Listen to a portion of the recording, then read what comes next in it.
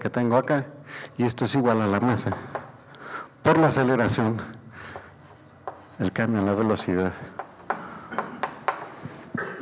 por unidad de tiempo. Tengo un vector a la izquierda, tengo un vector a la derecha, todo está muy bien. Si me interesara yo, por ejemplo, en el movimiento a lo largo del eje X, nada más a lo largo del eje X, entonces, de estas tres componentes, esta es la que tiene que ver con X, ¿no? Y tendría yo que poner de este vector, la que corresponda con el eje X.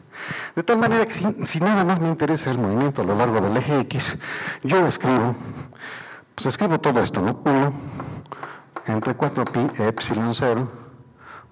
Y aquí yo ya debía haber simplificado, pero bueno, lo voy a dejar para el mejor momento, por el coseno de teta. Esto es igual a masa por el cambio en la velocidad a lo largo del eje X con respecto a t. Vean ustedes. Y esta ecuación, a pesar de lo espantosamente sencilla que es asquerosa, ¿no? Porque tiene un montón de variables, ¿no? Esto es constante, pero la R, la distancia entre la partícula y alfa y el oro, es una cantidad que va cambiando a lo largo de toda la trayectoria. Y simultáneamente va cambiando el ángulo. Y con ellas dos, y de acuerdo a este producto, va cambiando la velocidad a lo largo del eje X. Pero como está la ecuación, yo no le puedo hacer nada. ¿Qué es lo que hay que hacer? Bueno, pues lo que hay que hacer, ya lo hizo Newton con los planetas, y simplemente hay que reincorporarlo aquí. Hay que utilizar la llamada regla de las áreas iguales. Hoy esa ley la presentamos diciendo es el principio de la invariancia del momento angular ante un campo de fuerzas centrales. Y entonces lo que decimos es que la velocidad areolar de la partícula alfa, al ir barriendo su trayectoria respecto del núcleo de la partícula dispersora, pues barre áreas iguales en tiempos iguales. Déjenme ponérselas acá, ¿no? El principio entonces dice que el momento angular es el producto de R, la posición, por la cantidad de movimiento.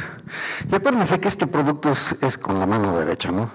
Es decir, hay que apuntar el índice en la dirección de R. El dedo medio pues se dirige en la dirección de la cantidad de movimiento y el pulgar señala la dirección del resultado. Y todo esto además debe multiplicarse por el seno del ángulo entre estos dos. Y listo, ¿no? Déjenme, por ejemplo, cuando la partícula va por aquí, cuando está pasando por su mínimo, pues la distancia es la distancia mínima, multiplicada,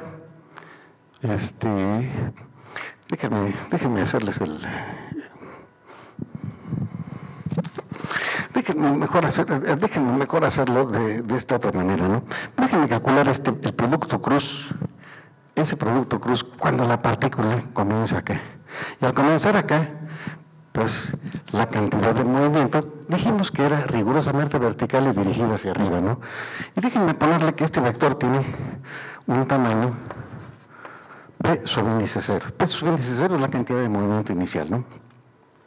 Entonces, esto que está acá lo puedo escribir como P sub índice 0 por R, en este caso, el parámetro de impacto, por el parámetro de impacto, y la dirección de estos dos, pues tiene precisamente la dirección Z, que yo puedo representar aquí con la ayuda del vector unitario K.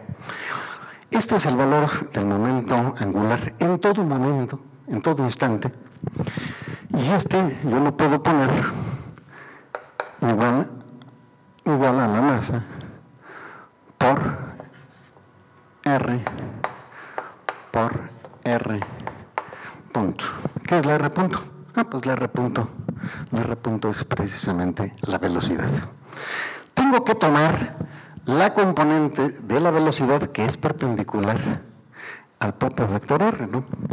Y este producto pues resulta ser igual a m por R al cuadrado por la velocidad angular y también multiplicado por el vector que tiene aquella dirección.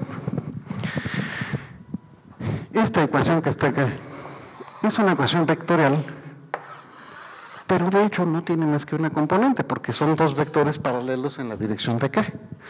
Miren ustedes que en última instancia tengo P0 por B es igual a M R cuadrado de teta en dt, la velocidad angular. Y esta es la solución de todo el problema. Miren ustedes, yo puedo despejar el diferencial de tiempo. Si yo despejo el diferencial de tiempo y lo sustituyo aquí, me quita el tiempo por completo de todo el problema. Yo tenía muchas variables antes, acuérdense que tenía yo las R's, las tetas, los tiempos y además las velocidades. Sin embargo, si yo deduzco de esta ecuación el diferencial de tiempo y lo sustituyo acá, entonces para empezar me quito los diferenciales de tiempo y me voy a quitar más cosas. Déjenme hacerlo directamente, ¿no?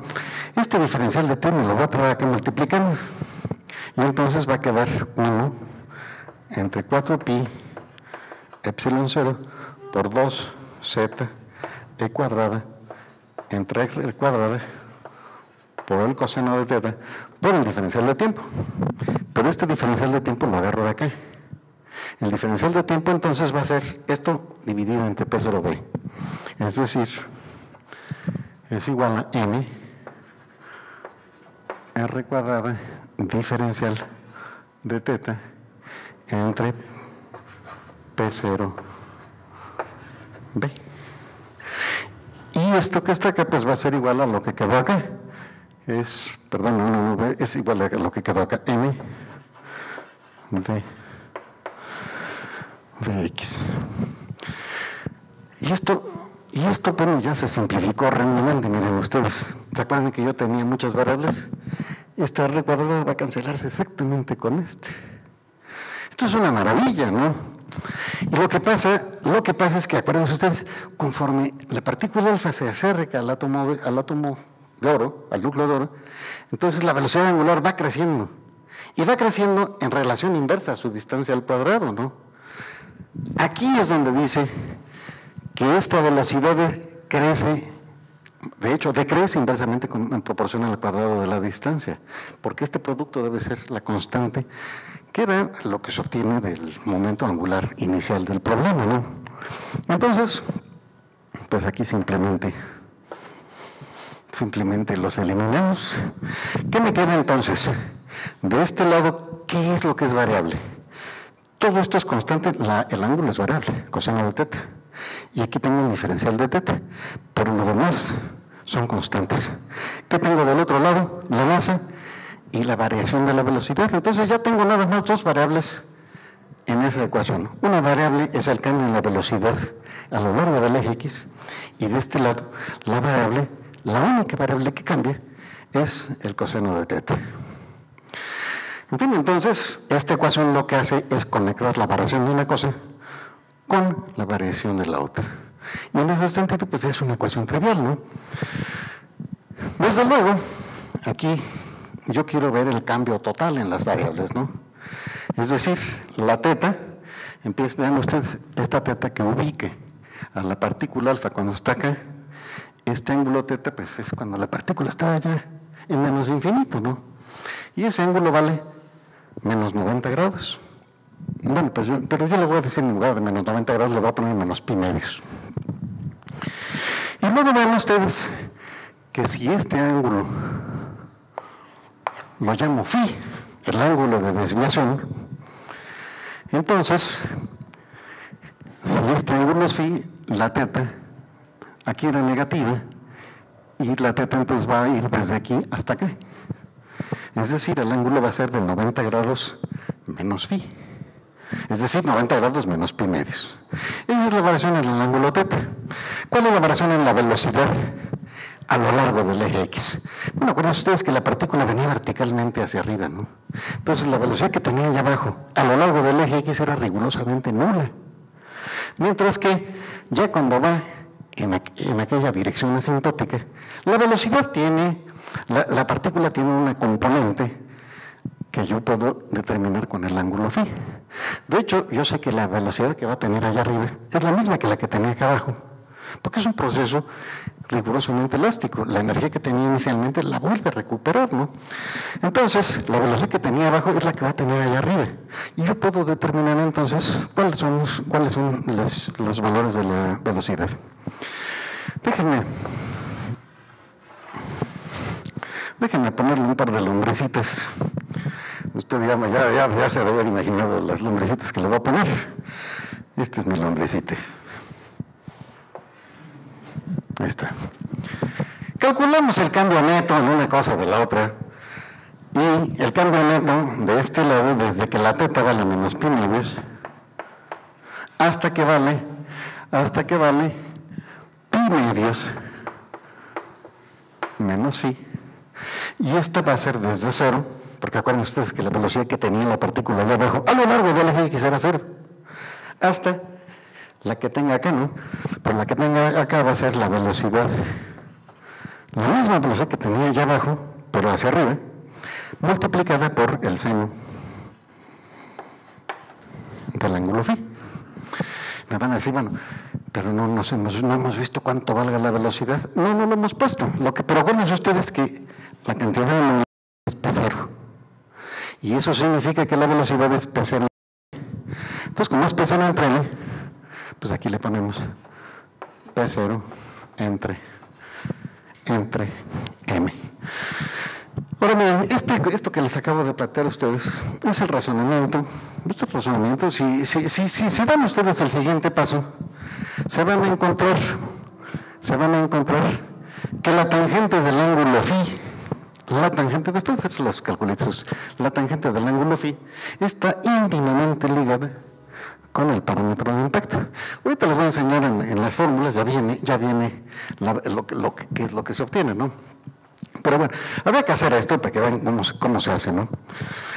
Antes de que sigamos con las imágenes, déjenme decirles que esta fórmula, o más bien a la que se llega después de calcular la integral, y que es maravillosa, porque dice que la tangente del ángulo phi es inversamente proporcional al parámetro de impacto y a la energía cinética.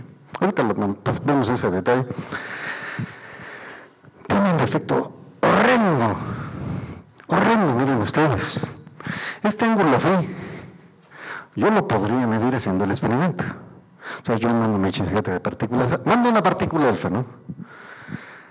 La partícula alfa entra en interacción con el núcleo y sale volando en cierta dirección. Yo veo en qué dirección salió, medí el ángulo phi. También puedo saber qué energía tenía. La energía se puede medir de muchas maneras diferentes, ¿no? Puedo medir la energía. La pregunta es, señores, ¿y cómo mido B? B, ¿cómo la mido? ¿Cuál es el problema? Acuérdense ustedes que estoy en un problema a nivel atómico. Cuando es a nivel atómico, un átomo tiene un radio de aproximadamente medio ángstrom, un átomo de hidrógeno. Su diámetro es 1 ángstrom. Pero ya dijimos que ese es el átomo. El núcleo es 10,000 veces más pequeño. Entonces, si es pequeñita la distancia que corresponde al radio de un átomo, este parámetro de impacto es 10,000 veces más pequeño. ¿Cómo medir un parámetro tan salvajemente pequeñito? O dicho de otra manera, la fórmula que acabamos de obtener no sirve para nada. No sirve para nada porque yo no puedo medir la B en un experimento. No puedo medir el parámetro de impacto. Sí puedo medir el ángulo de desviación, pero no puedo medir el parámetro de impacto. En fin, yo quiero decirles a ustedes que lo que sigue está íntimamente ligado con el talento del señor Ernesto Rutherford. Bueno, pues ahora sí vamos a...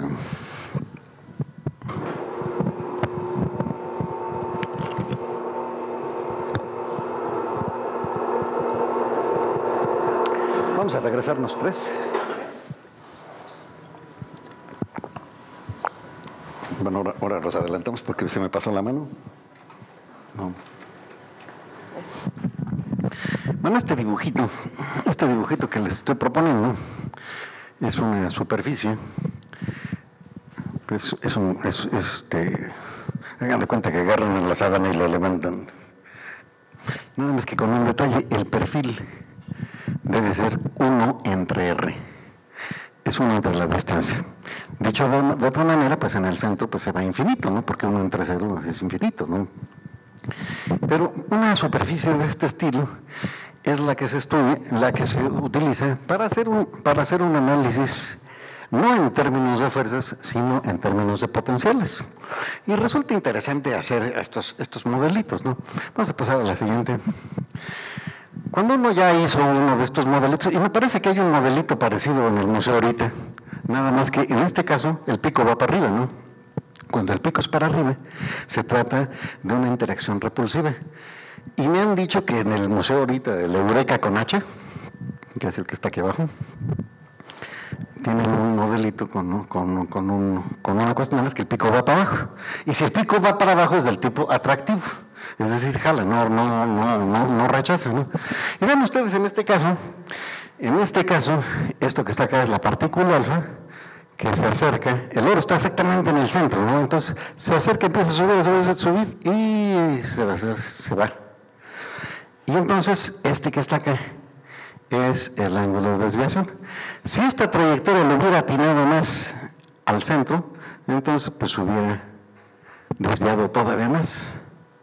En cambio, si pasa lejos, pues casi se sigue derecho y no manifiesta ninguna, no acusa recibo de ninguna influencia respecto del núcleo de oro.